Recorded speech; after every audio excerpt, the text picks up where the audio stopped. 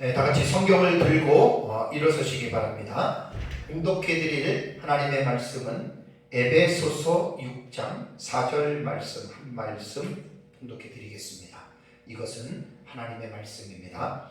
또 아비들아, 너희 자녀를 노엽게 하지 말고 오직 주의 교훈과 훈계로 양육하라.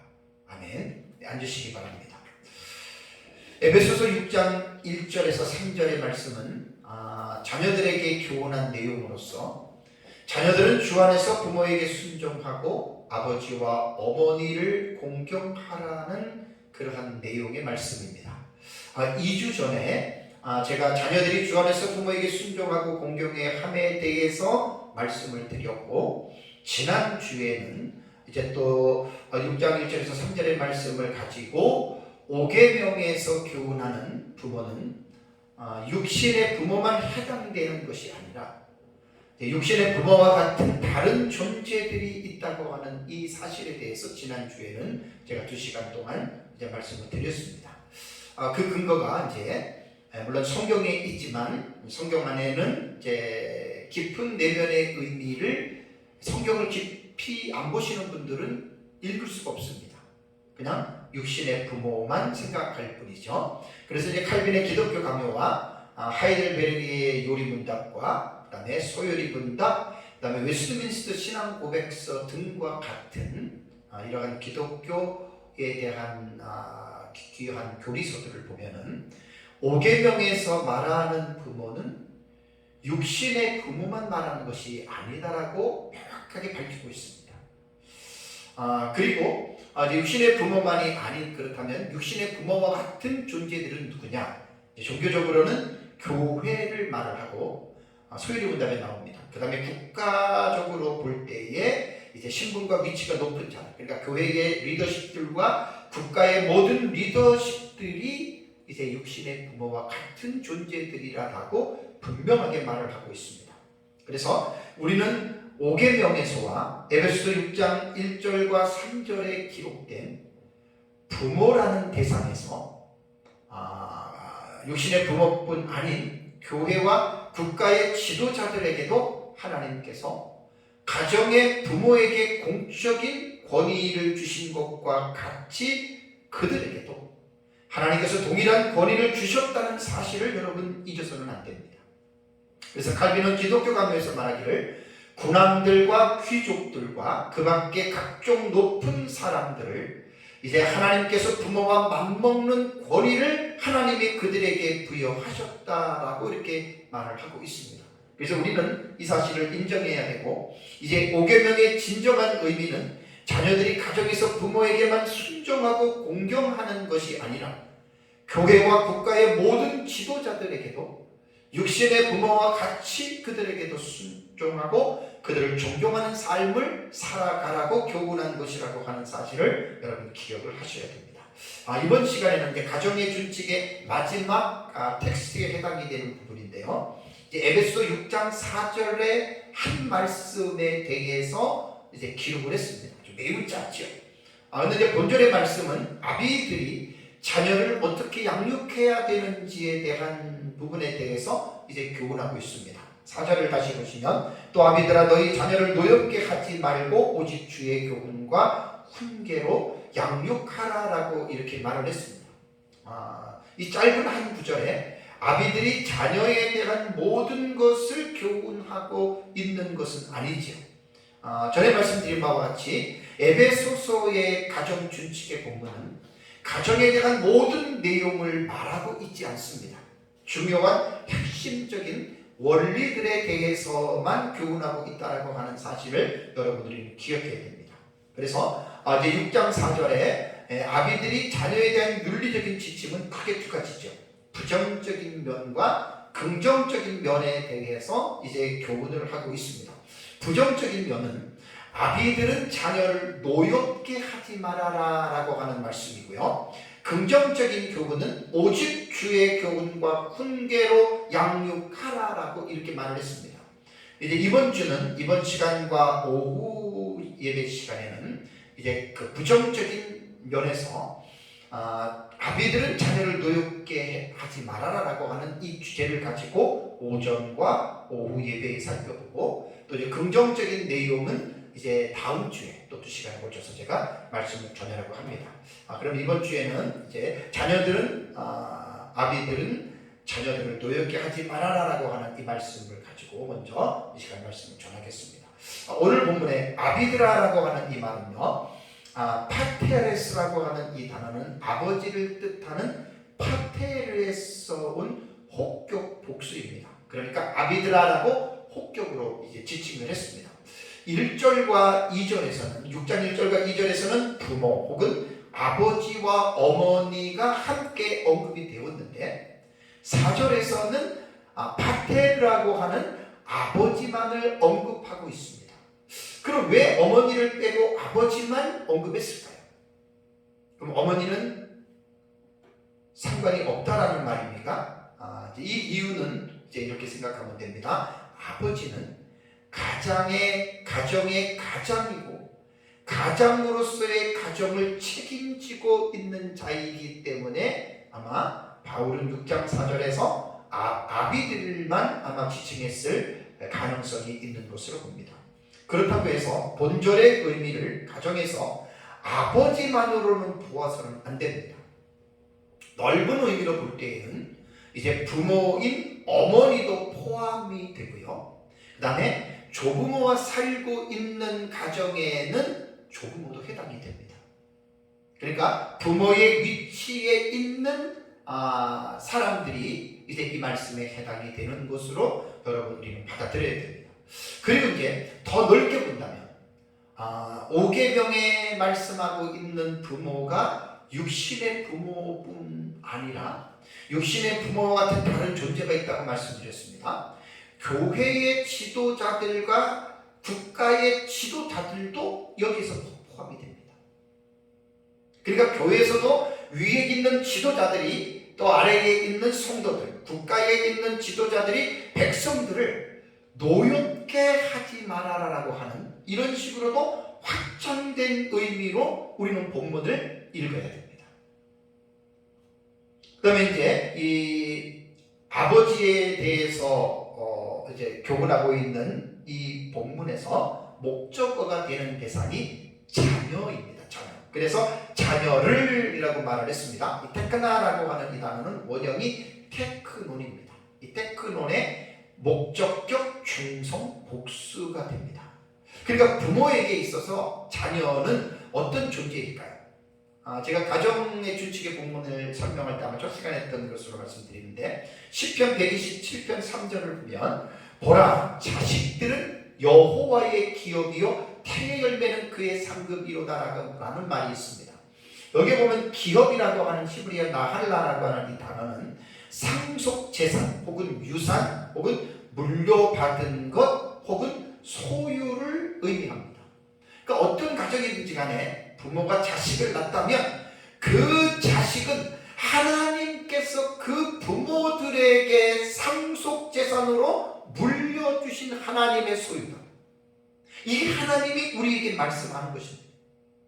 자녀가 이쁘게 생겼던 못생겼던 문제가 있던 문제가 없던 그런 걸 생각하면 안 됩니다.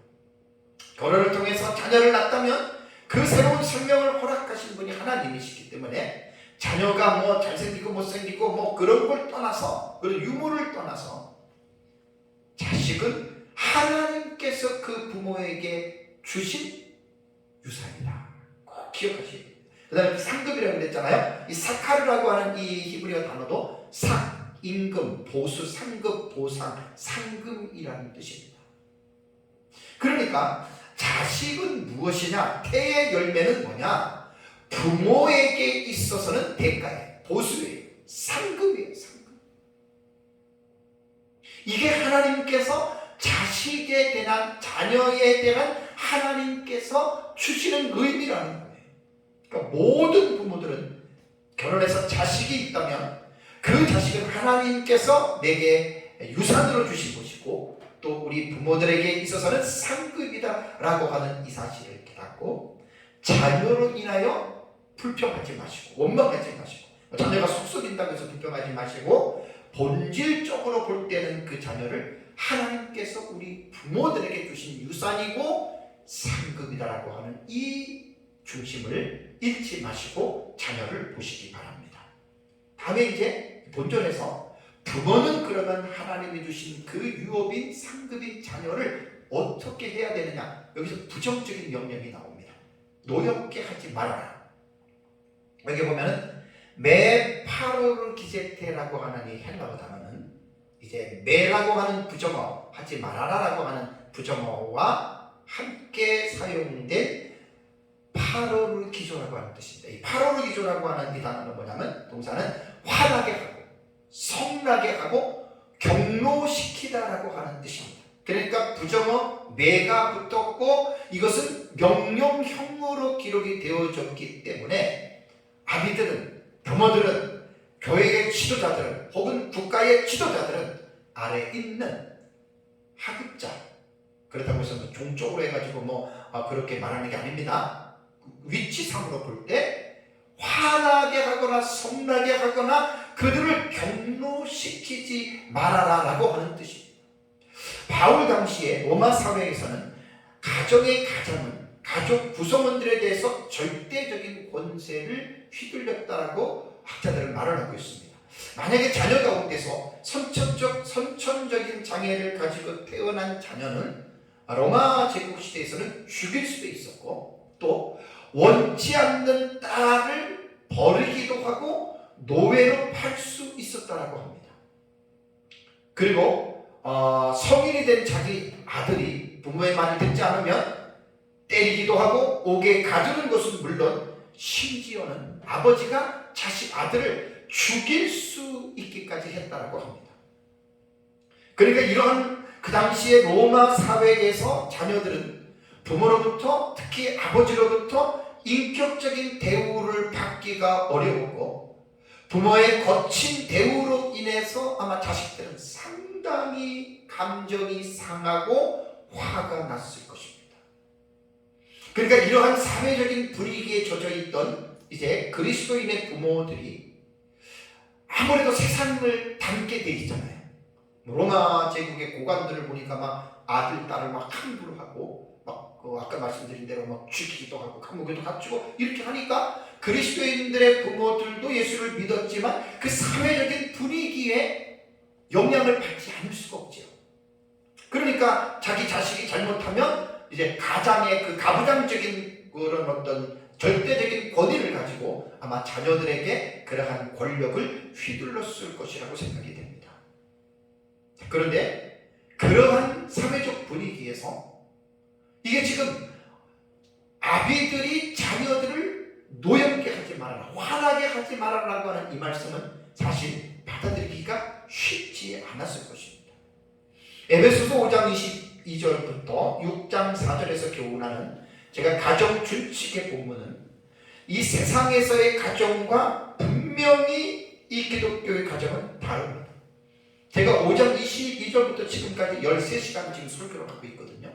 가정 준칙에 대한 이 본문을 가지고 성경에서 말하는 자녀는 아까 말씀드린 대로 하나님께서 부모들에게 주신 유산이고 상급입니다. 그렇다면 우리가 원론적인 면으로 들어가 볼까요? 부모가 결혼해서 내가 이와 같은 자식을 낳고 싶어서 낳습니까?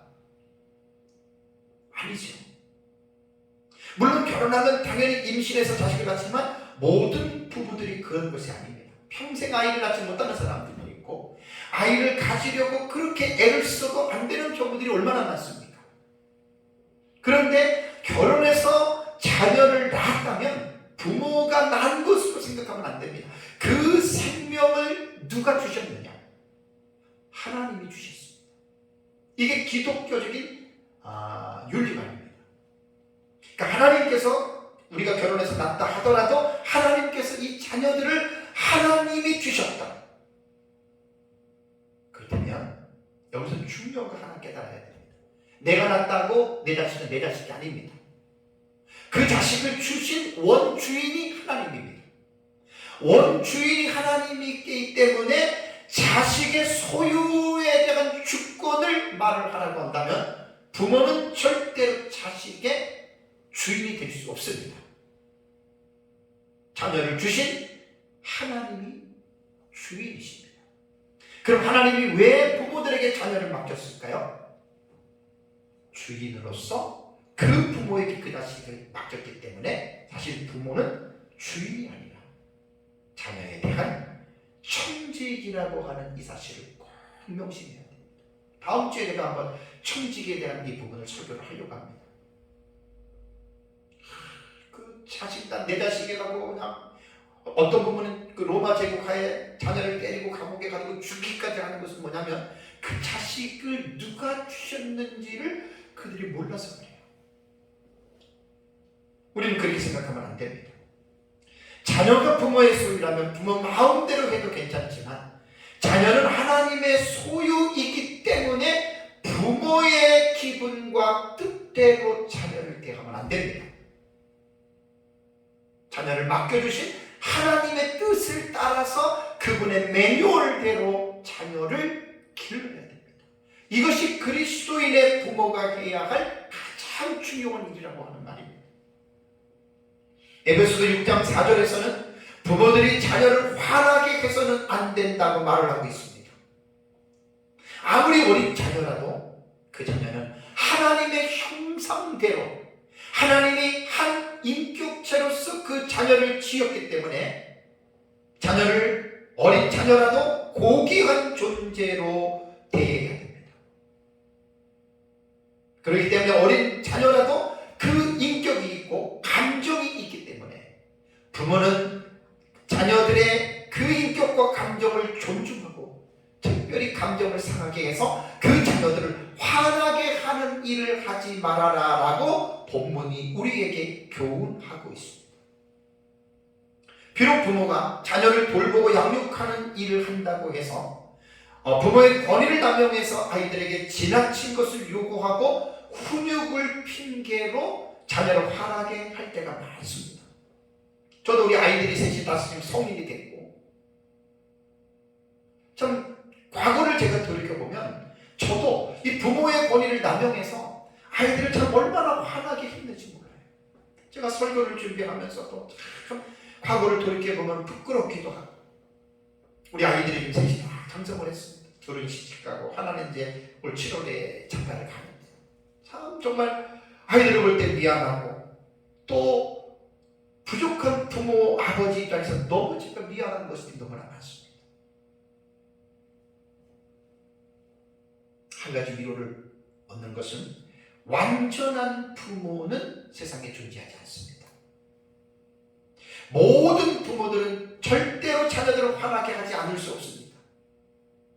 어떤 부모든지 부모는 자녀를 화나게 만들 수가 있습니다. 우리는 화나게 만들 때 어떤 그 아이에게 뭐 강권적으로 해서 화를 나게 한다고 하는데 여러분 부모가 신경질을 내자고 가만히 있어도 아이가 어떤 것을 요구할 때 그 요구를 들어주지 않으면 아이는 화가 나는 거예요. 예를 들어서 어린아이가 배설을 했을 때 부모가 그것을 알아채지 못하고 그것을 치워주지 않으면 아이는 화가 나잖아요. 뭐 이렇게 본다면 어떤 부모라도 자식에게 어릴 때부터 화를 내지 않고 자녀를 기른 부모는 하나도 없다 그 말입니다. 이 말은 부모가 자녀에게 화를 내도 괜찮다라고 하는 그러한 부분을 합리화시키기 위해서 제가 말씀을 드리는 것이 아닙니다. 여기에 오늘 6장 4절을 보면 노엽게 하지 말라라고 하는 이 동사가 있습니다. 이게 노엽게 하지 말라라고 하는 말이 이제 그 노엽다라고 하는 아까 파로르 기제 때는 파로르 기조에서 왔다 그랬죠. 이게 이제 동사를 분해하면 파생을 하면 명령형 현재 능동태가 됩니다. 아까 말씀드린 부정어 매가 있다 그랬잖아요. 이게 명령법이잖아요. 제가 에베소서 주에 설교를 하면서 이 매 플러스 명령법을 단 4군데, 5군데 정도를 제가 아마 설교한 것으로 기억납니다. 더 있습니다. 매 플러스 명령법이 무슨 뜻인지 아시죠? 매 플러스 명령법.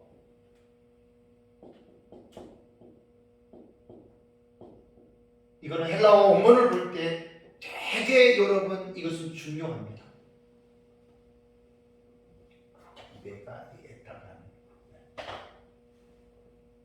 매 플러스 명령법은 부정어 매 플러스 명령법은 이렇게 해석해야 됩니다. 지금 하고 있는 것을 즉시 멈춰요. 그러니까 부모들이 자녀를 노엽게 하는 것을 지금 내가 노엽게 하고 있다면, 이 말씀을 기억한다면 지금 노엽게 하지 말라, 그 말입니다. 현재. 그래서 자녀를 양육할 때 부모도 불완전한 존재이기 때문에 아이들 말하는 화를 냅니다. 그런데 이 말씀을 기억한다면 매 플러스 명령법이기 때문에 지금 화를 내고 있는 그 상태에서 화를 멈춰요. 그런데 에베소서 본문에서는 자녀를 노엽게 하지 말라고만 사실 명령했지, 자녀를 노엽게 한 그 결과가 어떤 것인지에 대해서는 지금 침묵하고 있죠. 본전의 말씀과 병행을 이루는 말씀이 에베소서와 쌍둥이 서신으로 불리우는 골로새서에 나옵니다. 골로새서 3장 21절에는 아비들아 너희 자녀를 노엽게 하지 말지니 라고 골로새서 3장 21절에는 결과를 하나 설명을 합니다. 자녀를 노엽게 하면 낙심할까 함이라. 그러니까 자녀를 노엽게 하면 자녀는 낙심하게 된다는 말입니다. 여기에 동사 낙심하다라고 하는 아디메오라고 하는 이 단어의 뜻은 의기소침하다라는 말입니다. 그리고 심령이 상하다라고 하는 뜻으로도 사용이 됐습니다. 그러니까 부모가 자녀를 노엽게 하면 애가 의기소침해져요. 자신감이 교류가 돼요. 그런데 이 낙심하다, 이 아디모시는요, 아디메오의 이건 가정법 현재 능동태입니다. 가정법이에요. 근데 이것이 현재 능동태인데 아이들이 낙심하게 된다라고 하는 말은 뭐냐면 부모가 자녀를 노엽게 하면 할수록 현재 능동태잖아요. 그 노여움에 의해서 계속해서 자기 스스로가 능동태잖아요. 의기소침해져요. 낙심하게 돼요. 다른 말로 표현하면 기가 꺾인다는 말이에요. 그러니까 부모가 계속해서 자꾸만 아이를 화나게 하면, 노엽게 하면 그럴 때마다 이 아이는 자기 스스로가 능동태입니다. 자기 스스로가 기가 꺾여요. 자기 스스로가 낙심이 돼요. 심령이 상해요.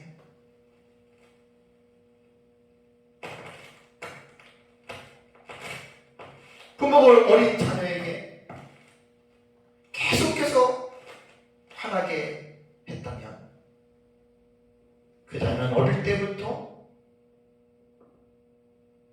낙심하게 돼요. 근데 이것이 한두 번에 끝나면 괜찮은데 계속 이러한 행동이 지속이 되었을 때에는 그 아이의 인격이 병들게 돼요. 그럼 인격이 삐뚤게 형성이 됐다면 인간은 인격을 가지고 살잖아요. 인격은 그 사람의 됨됨이에요. 이건 성격이라고도 말을 하고 성품이죠. 성품. 이 성품이 삐뚤어지게 되면 인간은 세상을 자기 성격대로 살아요. 그래서 유아기에 잘못 형성된 성격은, 그 성품은 사실 죽을 때까지 가는 겁니다. 왜 세상을 살아가면서 힘든 줄 아십니까? 타인 때문에도 힘들지만 자기 자신 때문에 힘든 경우들이 되게 많습니다.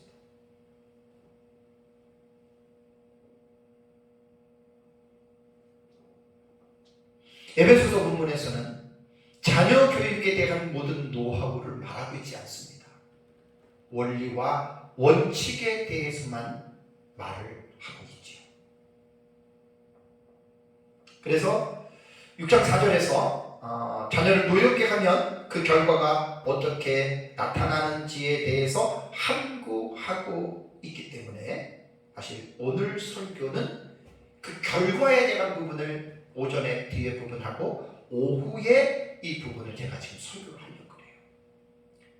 사실 성경에는 모든 내용을 일일이 기록할 수 없습니다. 그 이유는 지면에 한계가 있기 때문입니다. 그래서 그리스도인들은 성경에 말한 것들은 대부분 원리와 원칙인데 그 원리와 원칙만을 가지고는 세부적인 사항들을 우리가 알 수가 없기 때문에 그 원리와 원칙 아래서 우리는 많은 노하우, 그런 어떤 세부적인 사항들을 우리는 연구해야 되고, 또 그것을 통해서 우리는 그 말씀의 의미들을 뒷받침해 나가는 그런 일들을 많이 해야 됩니다. 자녀를 화나게 하고 노엽게 만드는 행위가 가벼운 정도이고 가끔 그런다면 별 문제 없습니다. 왜냐하면 인간이기 때문에 화를 낼 수도 있죠. 에베소서 5장에 보면 분을 낼 수도 있지만 죄를 짓지 말라고 했잖아요. 그 분자체를 합리화시키는 것은 아닌데 인간이기 때문에 8가지 그때 제가 설교할 때 기본적인 감정에 대해서도 말씀을 드렸잖아요. 분을 내는 것, 화를 내는 것은 이거는 정상적인 것입니다. 그러나 그것이 과하게 되면 그것이 문제가 되기 때문에 이제 조심하라라고 하는 말입니다. 이 부모가 자녀에게 화를 내고 노엽게 하는 횟수가 많아지고 이것이 어린 시절부터 계속해서 습관화가 되었다고 한다면 문제는 부모에게 있습니다.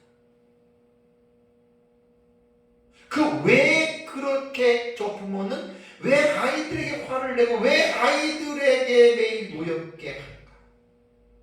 문제는 부모로부터 있거든요. 왜 그럴까? 그 사람이 왜 그럴까? 간단하게 답변할 사안이 아니죠. 그것은 그러한 부모들이 자랐던 원가정, 패밀리 오리진이라고 그러죠. 출가하기 전까지 자랐던 그 원가정을 살펴보면 이유를 발견해낼 수가 있어요. 오늘 설교 후반부는 자녀를 노엽게 할 수밖에 없는 가정의 구조에 대해서 제가 좀 말씀을 드리려고 합니다. 이 내용은 가정사역자들의 연구를 정리해서 제가 말씀을 드리는 것인데요. 가정사역자들에 의하면 정상적인 가정을 숨기는 가정이라고 부르고 비정상적인 가정은 엮이는 가정이라고 부릅니다.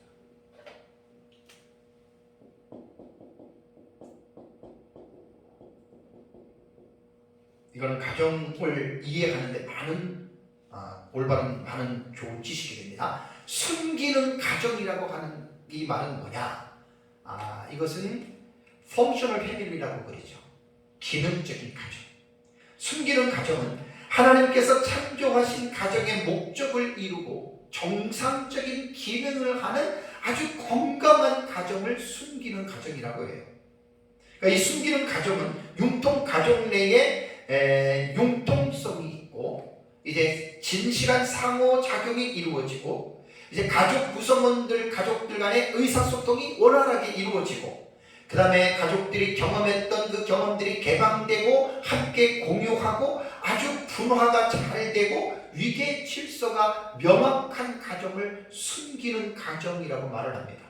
그래서 이 숨기는 가정의 특징은 존스와 부트만 학자들의 이 공통된 내용들을 말씀을 드릴게요. 이런 걸 들으면서 한번 우리 가정을 한번 생각해 보면 좋아요.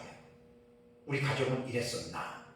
자, 이 숨기는 가정은 어떤 그 특징이 있냐면 피차 사랑과 고마움을 표현할 줄 아는 가정입니다.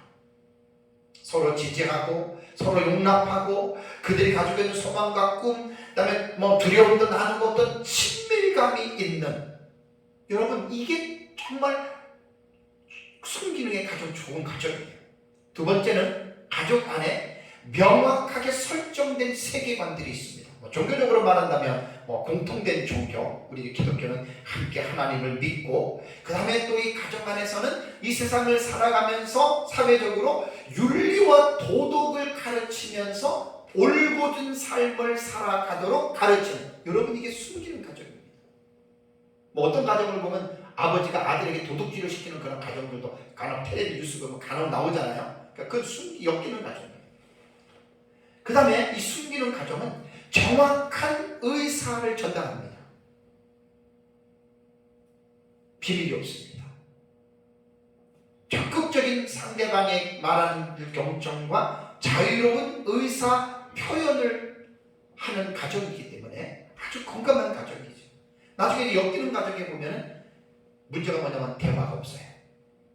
일방적이에요. 그 다음에 네 번째로 이 숨기는 가정은 가족이 함께하는 것을 아주 즐깁니다. 이게 의무감이 아니라 그냥 자원에서 뭐 가정에 어떤 축하할 일이 있으면 모여서 함께 모이고 또 어디 여행을 갈 때도 같이 가고 그러니까 또 가정과 함께 동참해서 즐거운 시간을 즐길 줄을 알아요. 그래서 가정에 어떤 공통적인 목표가 하나가 있을 때에는 가족 모두가 열심히 그 목표를 이루기 위해서 여러분 함께하는 이게 정말 순기능 가정입니다. 근데 이 순기능의 반대가 다 엮이는 가정이에요. 되게 지금 중요한 지식입니다. 그 다음에 이제 다섯 번째는 뭐냐면 가족에 대해서 책임감을 중요하게 생각합니다. 아버지, 어머니, 자식. 그 다음에 또 피차간에 약속한 이러한 부분들을 아주 중요하게 생각하면서 그 일을 이루어내는 가정이 순기능 가정이고 마지막 여섯 번째는 도전과 위기에 능동적으로 반응하는 가정입니다.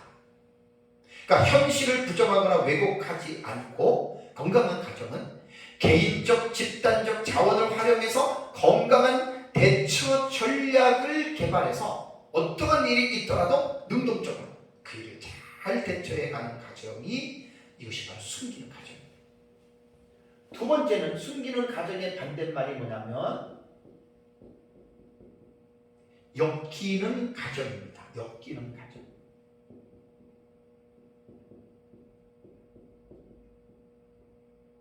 dysfunctional 패밀리라 그러죠. 역기능 가정이에요. 역기능 가정이라고 하는 말은 순기능을 발휘하지 못하고 기능이 원활하지 않아 가족 구성원의 성장을 저해하는 문제가 많은 가정이라는 말입니다. 그러니까 인간이 가지고 있는 가장 기본적인 신체적이나 정서적인 욕구가 가정 안에서 충족되지 못하고 정상적인 양육을 받지 못하고 살아가는 가정입니다. 사실 이 자료들이 엄청 많아요.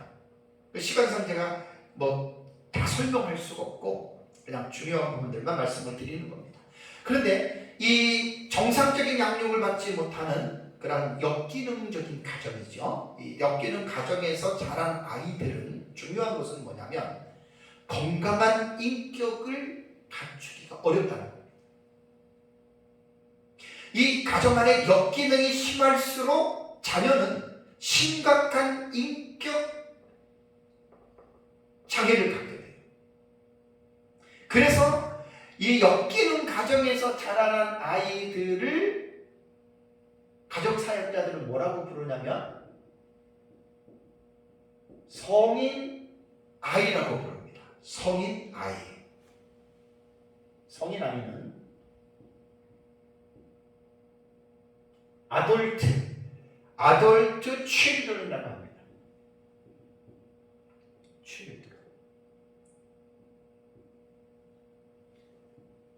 성인 아이라고 하는 말은 아돌트 children이라고 하는데 이 성인 아이라고 하는 이 용어는 캐나다의 아동 심리학자 마가렛 코크가 잊혀진 아이들이라고 하는 1969년에 책을 썼다 그래요. 요 내용은 뭐냐면 알코올 의존증 부모의 아이들에 관한 연구에서 이 용어를 처음 사용했다고 합니다. 알코올리기에서 사용했던 전문 용어입니다.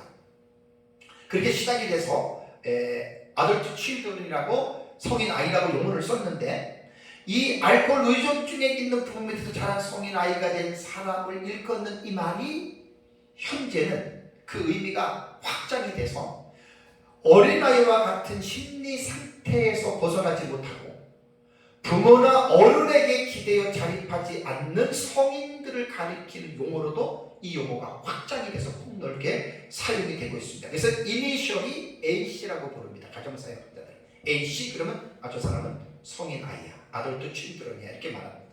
근데 이 성인 아이의 증후군은 어린 시절에 안전하지 않은 환경에서 자란 아이들이 성인 아이가 되고 부모와의 교감이 부족했던 자녀들에게도 이 증상이 나타나고 또 부모의 지나친 관심과 개입으로 자립심이 부족한 아이들도 이 성인 아이가 돼요.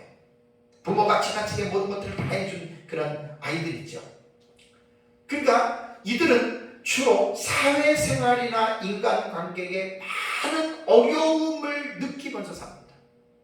그래서 이제 이러한 성인 아이들은 강박증이나 과도한 자기 비판을 하는 아이들이고, 착한 아이 침묵은 그러한 것들이 나타나는 이제 이러한 그 삶입니다. 그래서 이 성인 아이와 비슷한 개념으로는 이제 피터팬 증후군이라고 하는 말이 나오죠. 이거는 뭐냐면 어른이 됐어도 어린 아이로 남고 싶은 성인 심리예요. 결혼했어도 나는 아이야. 왜? 그 부모에게 기대는 거잖아요. 그 성인 아이라고 불러요. 그 다음에 캥거루족이라고 하는 거 들어보셨죠? 독립하지 않고 부모에게 의존해서 살아가는 성인. 결혼하고 아버지 엄마한테 살아가고 아버지 엄마에게 돈 받아서 살아가는 아이들, 어른들 있죠? 이 성인 아이입니다. 다음에 세 번째는 마마보이 혹은 마마걸, 파파보이, 파파걸이라고 부르는 지나치게 부모에게 의존하는, 결혼을 했는데도 문제가 생기면 남편과 아내와 상의하는 것이 아니라 엄마, 아빠, 모든 일을 엄마, 아빠 결혼했어도. 이게 성인 아이의 증후군에 속해 있는 경우입니다. 그래서 성인 아이의 특징을 최연주님이라고 하는 이분이 정리한 글을 보니까 수십 가지를 해놨는데 그냥 제목만 읽을게요. 사실 여러분 오늘 이 설교의 후반부에 하는 이 엮이는 가정은 해당되지 않는 사람들이 거의 없어요. 그냥 전문가들이 말한 가정사역의 분야에서 한 것이 우리가 불완전한 사람이기 때문에 그리스도인들도 몇 개가 해당되냐, 사람마다 달라요. 자, 이 성인 아이들에 나타나는 특징은 낮은 자존감, 완벽주의, 강박 관련, 우울증, 두려움과 공포심, 그 다음에 미루는 습관, 그 다음에 우유부단한 성격들이 있죠. 수치심, 죄책감, 예민함, 다음에 불안감, 부정적인 자화상, 자기 비하나 학대, 지나친 공명심, 의존적 자아, 가치관의 혼란, 흑백 논리, 서툰 감정 표현, 부정적인 언어 습관, 그 다음에 시기심, 그 다음에 독선적인 것, 과민한 반응, 즐기는 것에 대해서 죄책감을 느끼는 사람도 있고요. 그 다음에 슬퍼하는 것, 지나친 책임의식, 그 다음에 초무책임, 책임에 대해서 관심 없는 사람, 그 다음에 각종 중독증, 그 다음에 만족하지 못하는 것, 그 다음에 충동적인 행동, 남에게 잘하거나 자기 가족에게는 별로 관심이 없는 경우, 다음에 상습적으로 거짓말하는 것, 예측하기 어려운 감정의 기복, 끈기가 없고 타인의 평가에 민감하고 거절에 대한 두려움이 있고 강자에게는 약하고 약자에게는 강하고, 그 다음에 위선적인 행동, 그 다음에 성적인 혼란과 탐닉, 그 다음에 과도한 소비나 전략, 그 다음에 모순된 신앙생활, 그 다음에 비정상적인 직업 선택과 결혼관, 그 다음에 분노와 폭력, 그 다음에 가면을 쓰고 사는, 무려 43가지 정도. 여기서 해당되지 않는 사람이 있겠습니까? 왜 우리가 죄인인 줄 아세요? 이런 게 있기 때문에 죄인. 성경은 구체적으로 모든 것들을 기록하지 않았어요. 그 지면의 한계 때문에 그래요. 우리는 그냥 죄들, 죄악. 물론 성경에도 죄에 대한 유형들을 이제 몇십 가지 해놓은 것이 있지만, 이런 것들은 가정사역이라고 하는 가정학적인 차원에서 이제 연구하는 전문가들이 이제 분류해 놓은 거기 때문에 우리 그리스도인들은 이런 것들이 많이 도움이 됩니다. 그래서 엮이는 가정의 성인 아이라고 하는 말은 Adult Children of Dysfunctional Family라고 ACOD라고 이런 용어를 붙여서 전문가들은 사용하더라고요. 부모로부터 학대를 받고 가정이 불화하고 감정이 억압을 받으면서 자라났던 이러한 사람들을 엮이는 가정의 성인 아이라고 이야기를 합니다. 그러니까 엮이는 가정의 성인 아이는 뗄래야 뗄 수가 없는 연결고리로 딱 얽혀져 있어요. 그래서 가정의 역사를 말한다면 엮이는 가정에서 성인 아이가 나오죠. 성인 아이가 장성해서 결혼을 하면 엮이는 가정을 만들어요. 그리고 엮이는 가정 안에서 태어나는 자녀들은 또 성인 아이가 돼요. 이게 계속 반복적으로 대물림이 되는 거예요.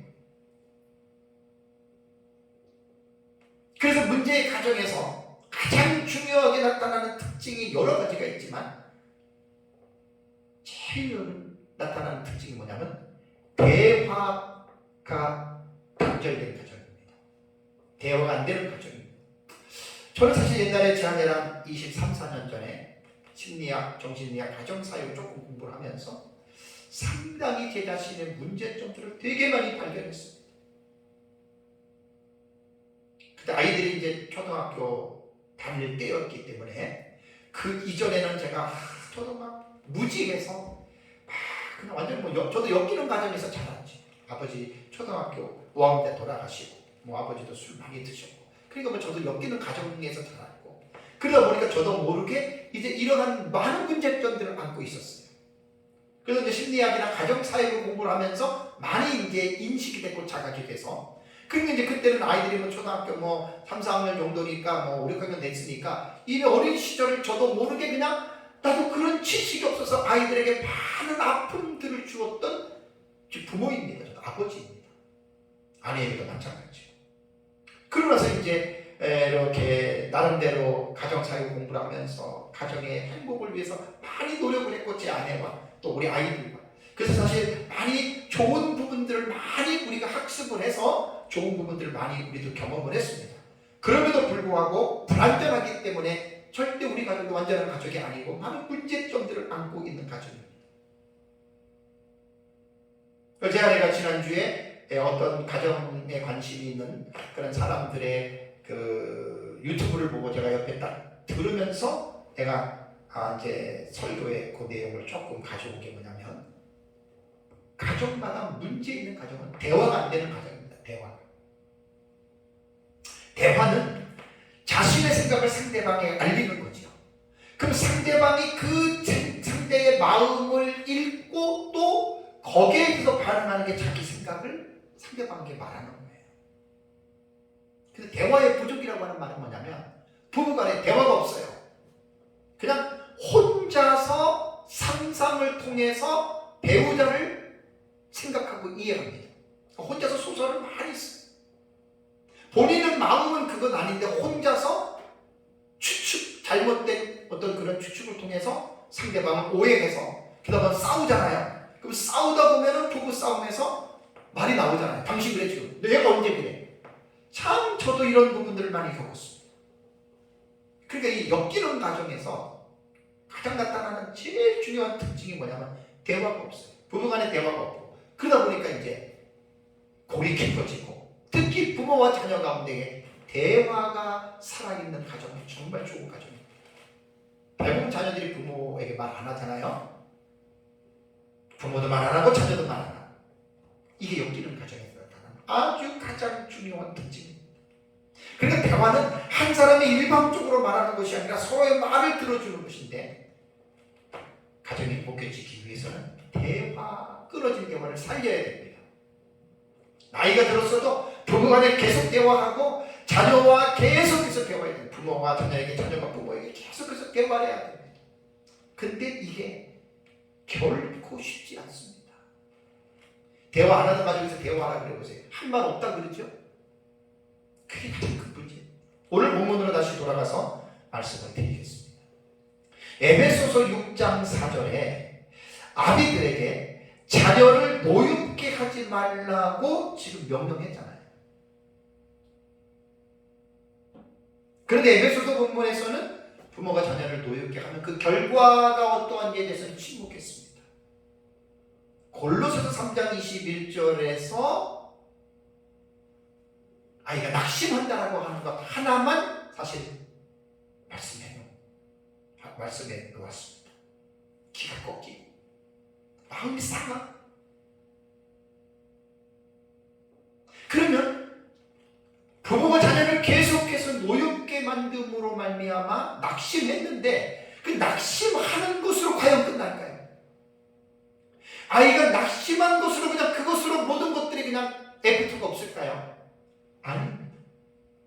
어린 시절부터 낙심하면서부터 그 아이의 인격이 손상을 받기 시작합니다. 권총할 때 잽은 가볍게 날리는 주먹이잖아요. 근데 그 잽을 한 번, 두 번, 수백 번을 맞다 보면 그것이 나중에는 데미지가 오는 거예요. 부모가 아이들한테 화를 내는 것이 한 번 내고, 두 번 내고, 세 번 내고, 태속에서부터 또 태어나서 계속해서 아이들에게 화를 내는 이 화의 횟수가 많아지고 길어지면 길어질수록 그것으로 끝나는 게 아니라는 거예요. 성경에는 그런 구체적인 내용에 대해서는, 노하우에 대해서는 말을 하고 있지 않아요. 감사하게도 인간과 가정을 연구했던 전문가들이 이러한 부분들을 매우 구체적으로 자료를 정리해서 책으로 내고, 그리고 인간 사회 가정에서 일어나는 이 가정의, 이 엮이는 가정의 아픔들을 나름대로 치유하고 회복하고 하는 일들을 지금 정신의학과 심리학과 가정사역에서는 계속해서 이 일을 하고 있다라고 하는 사실입니다. 아까도 설교 중에 말씀드린 대로 부모가 어린 아이들에게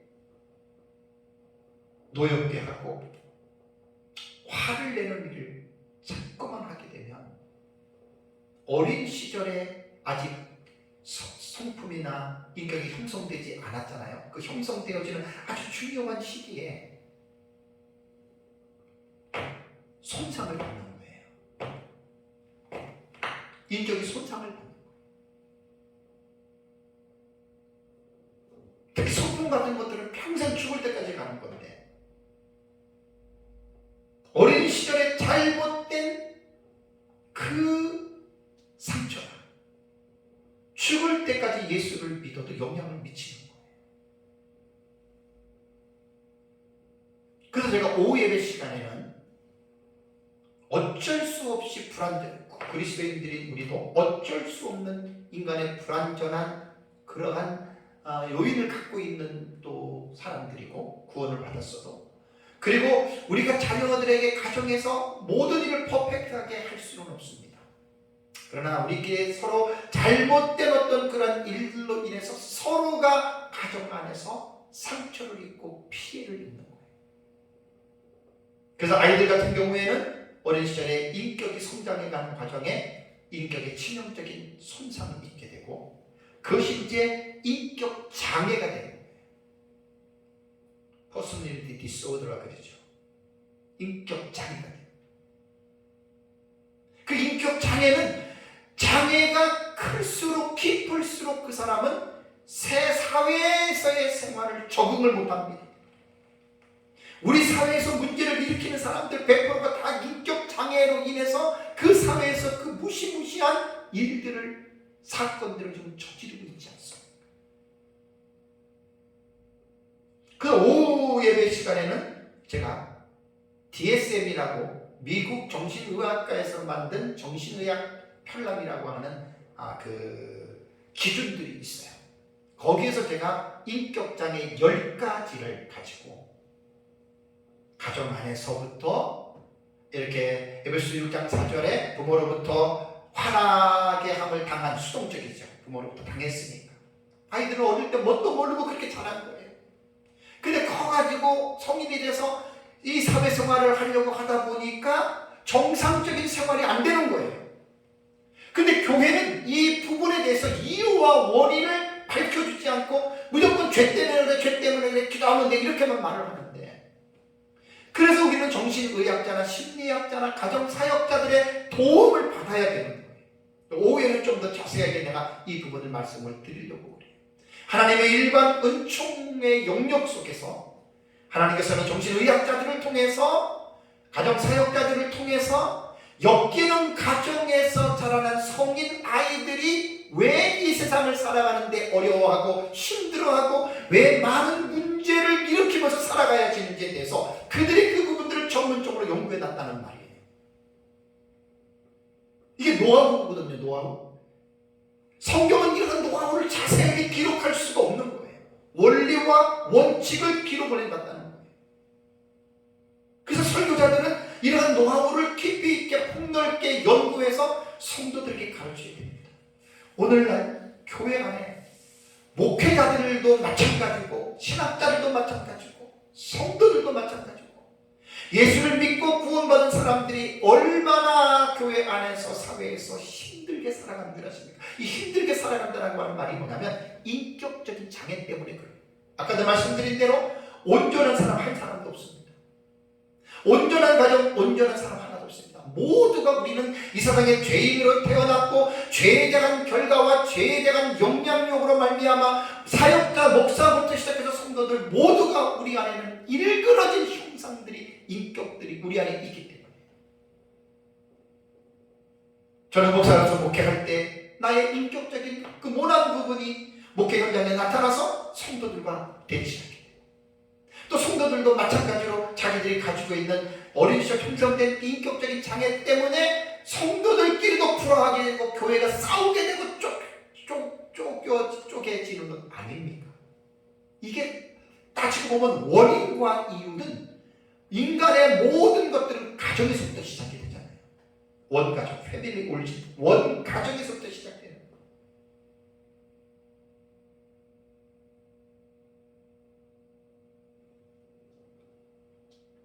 다시 말씀드리면 성경은 화나게 하지 말아라만 말했지 그 결과가 어떤지에 대해서는 침묵하고 있잖아요. 이거를 우리는 깨달았네. 이거를 우리는 알았네. 오후 예배 시간에 인격장애 상당히 중요한 부분입니다. 이런 것들을 깨달으면서 자기를 발견해 나가는 거예요. 자기를. 우리가 완전한 사람들이 아니잖아요. 성경에는 죄인, 죄악이라고 얘기를 했는데 우리의 죄성과 우리의 불완전함이 어디서 나타나냐면 가정에서 나타난단 말이에요. 가정에서는 속일 수가 없어요. 부부관계든 부모와 자식관계든 가정에서는 절대로 속일 수가 없는 자아의 본성이 그대로 드러나는 것이 가정입니다. 근데 가정은 그런 아픔과 상처들이 드러나고 싸우고 나타나지만 가정의 좋은 점은 뭐냐면 그리스도인들의 가정은 그것을 사랑으로 품어주고 사랑으로 용납하고 거기에 하나님의 말씀과 같이 사랑을 더하기 때문에 그리스도인의 가정은 그 모나고 아픈 모든 것들이 아무리 많다 하더라도 그리스도인의 가정은 그리스도로 말미암아 다루어지고 치료가 되고 회복이 되어진다라고 하는 말이에요. 저도 예수를 믿지 않았다면 제가 가지고 있는 여러 가지 인격 장애로 통해서 정상적인 가정을 제가 살아갈 수가 없습니다. 하나님의 은혜로 예수님을 믿고 말씀 안에서 계속해서 말씀을 통해서 이러한 지식을 통해서 성령의 도우심으로 부족하지만 그러한 것들이 해결되어 가면서 지금 살아가고 있다는 거예요. 사랑하는 성도 여러분, 가정의 규칙 본문에서 마지막 부분에 속한 에베소서 6장 4절의 전반부에 기록된 또 아비들아 너희 자녀를 노엽게 하지 말고에 대해서 지금 말씀을 드리겠습니다. 이 세상에는 온전한 가정이 없습니다. 온전한 부모도 없고 온전한 자녀도 없습니다. 그래서 성경은 기독교의 인간론은 모든 사람이 죄인이고 의인은 없나니 하나도 없다라고 말을 하고 있습니다. 그렇다면 부모 입장에서 온전한 부모가 없기 때문에 아까 설교 중에도 말씀드렸지만 부모는 자녀를 노엽게 할 수 있고 화나게 합니다. 그 노엽게 하고 화나게 하는 것이 잘못은 될 수는 없습니다. 그러나 노엽게 하고 화나게 하는 이 부분이 많아지거나 길어지게 되면 반드시 문제가 생기는데 그 문제는 자식에게 생겨진다는 거예요. 오늘 제가 심리학자들과 가정사역자들의 연구된 내용에서 가정의 구조에서 엮이는 가정에 대한 이 부분을 잠깐 제가 말씀을 드렸습니다. 엮이는 가정의 모습이 하나도 없는 가정 없습니다. 여러분 착각하지 마세요. 다 죄인들이기 때문에 심리학자들이 밝혀놓은 엮이는 가정 성인아이의 모습은 인간의 죄성을 구체적으로 열거해 놓은 것이에요. 없는 가정도 없고 또 성인 아이에게 나타나는 여러 증상들이 나는 하나도 없어. 그 사람은 거짓말쟁이입니다. 각 가정과 각 사람에게는 경중의 차이가 있을 뿐 모두가 가지고 있는 공동적인 사안입니다. 혹시 오늘 설교를 듣고 자신이 자라왔던 가정이 엮이는 가정이고 자신이 성인 아이의 모습이 있다고 해서 낙심하거나 자신의 가정의 부모를 원망하지 말기를 간곡히 제가 부탁드립니다. 다시 말씀드릴까요? 온전한 가정 없습니다. 온전한 부모 없습니다. 온전한 자녀들도 없습니다. 왜? 우리는 모든 인간은 죄인으로 출생하기 때문에 우리가 자라났던 가정 자체가, 그래서 다윗은 뭐라고 얘기했습니까? 내가 죄 중에 모태에서 태어났다라고 다윗이 고백하지 않았습니까? 아담과 하와의 원죄로 인해서 그 죄가 유전적으로 계속해서 사람들에게 여러분 그것이 지금 드러나고 있다고 하는 말입니다. 모두가 역기능적인 요소를 가지고 있는 가정이고 성인 아이의 모습을 모든 사람들이 가지고 있어요. 경중의 차이가 그랬잖아요. 우리는 여기에서 좌절하거나 낙심하고 책임을 부모에게 전가하는 것은 심리학적인 결론입니다. 기독교는 책임을 부모에게 돌리는 게 아닙니다. 그러한 원인과 이유가 있다 하더라도 부모는 지난주 말씀드렸죠. 자녀는 부모에게 순종하고 부모를 공경해야 됩니다. 성경은 그걸 말합니다. 아담에게 죄송을 물려받은 가인과 아벨이 아담을 원망할 수가 없는 거예요. 그 인간의 사회의 원리 자체가 그렇게 하나님께서 이루어가게 했기 때문에 그 부모를 원망할 수는 없는 거예요. 부모가 그렇다 하더라도 인간의 사회는 이렇게 내려오기 때문에 자식으로서 자각만 할 뿐이지 부모는 존경하고 순종하고 공경해야 될 대상이라고 하는 사실입니다. 그리고 우리 그리스도인들에게 감사한 것이 오후에 제가 일반 심리학에서 이제 치유의 모델을 몇 개 말씀드리는데 우리 기독교는요 뭐가 중요하냐, 뭐가 감사하냐면 우리 안에 파라클레토스 보혜사 성령님이 우리 안에 모두 내재해 계십니다. 우리 가정에 지금 존재하고 계십니다. 그리고 우리가 가지고 있는 죄인으로서 겪었던 엮이는 가정과 이러한 성인 아이에 가지고 있었던 이 안타까움을 성령은 파라클레토스는 컴포터예요. 위로자 혹은 우리를 상담해 주는 분이죠. 카운셀러예요. 컴포터와 카운셀러예요. 그래서 가족 모두가 우리가 하나님을 주인으로 모시고 우리가 하나님의 말씀 안에서 우리의 가정의 문제들을 숨기지 않고 부부 간에, 부모와 자식 간에 이 문제들을 내려놓고 우리가 하나님 앞에 나아간다면 성령 하나님은 분명하게 이 모든 부분들을 이길 수 있는 힘을 주십니다. 오해 말씀을 드리겠지만 상처는 완전하게 치유되는 상처는 없습니다. 흉터는 남습니다.